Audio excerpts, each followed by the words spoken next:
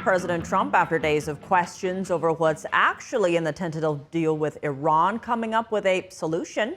He's promising not just to release the details. He says he'll read the whole thing out loud. But I'll not only release it, I'll probably have a press conference and read it to you word by word so that the press covers it accurately, because it's a very important document.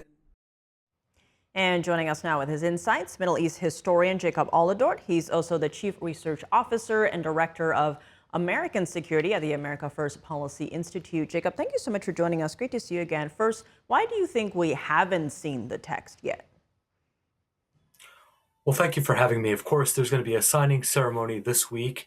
And I think, look, we know a lot about the deal already, the Memorandum of Understanding. This is to set the parameters for discussions for 60 days towards a final deal. And so I think there's there's obviously a lot being made about, have we seen it? Why haven't we seen it yet?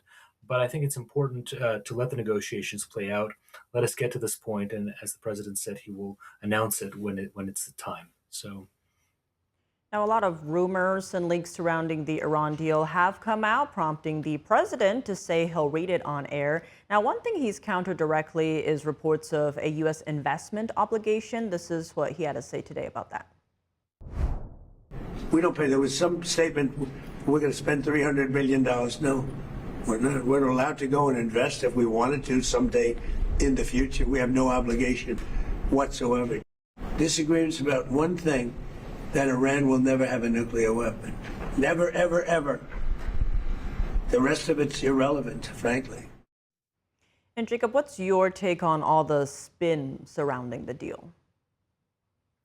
Well, I think the president's exactly right. And I think also there's been a lot of disinformation, a lot of fake news reporting out there about what is in the deal, what is it about, what are the different terms and the different circumstances. And I think there are several things are the most important to remember here. First of all, this happens after the most unprecedented and historic military and economic pressure brought on the Iranian regime at a point of desperation, bringing them to a point of desperation for their survival.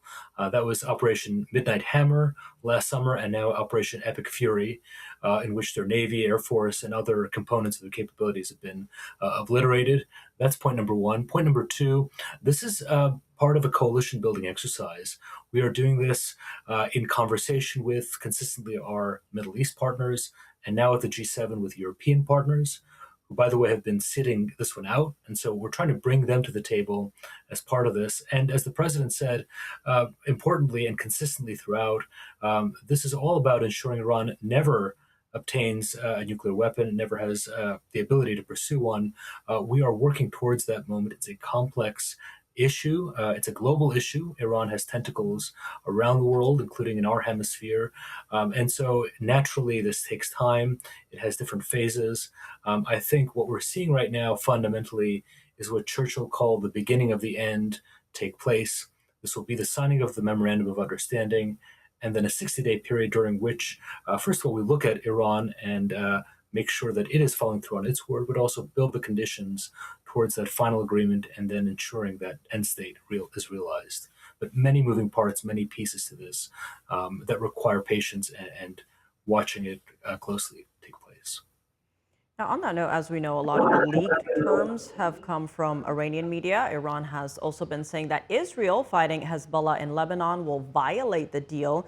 Meanwhile, Secretary Rubio and Ambassador Mike Huckabee say Israel is not part of the deal. Now, observers have been questioning whether Israel's defensive posture will jeopardize the deal, but this is what the president said today. Mr. President, what are the expectations for Israel? Can this deal survive if Israel attacks Lebanon? It can, and I consider that the minor war. Iran's a big one, but we have that a little pinprick out there that constantly rears its head, and that's Hezbollah.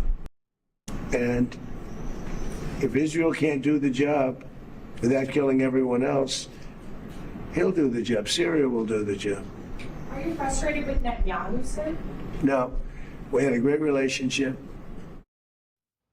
In your view, is this a minor issue?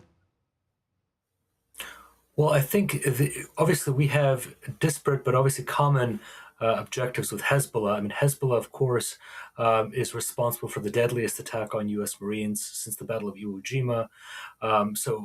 It has American blood on its hands. For Israel, Hezbollah is an existential threat. It's there on its border with 100,000 projectiles, missiles, and drones aimed at Israeli cities. So Israel is trying to look out for its self-defense in these attacks.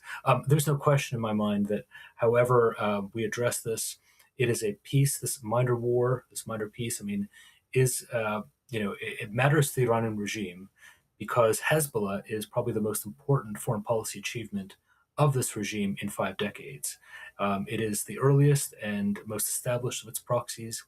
It is responsible for coordinating Iran's terror infrastructure around the world. And so, however this is addressed, I think that end state is in everybody's interest. And so I think that's what we're seeing here today. And Jacob, we do know from U.S. officials that the deal we'll see Friday or sooner is under 2 pages and pretty general. Still, how significant would you say reaching this milestone is? Well, it's important. As I said earlier, it's also the conditions under which it came about. We have brought the Iranian regime to its most vulnerable state in its existence.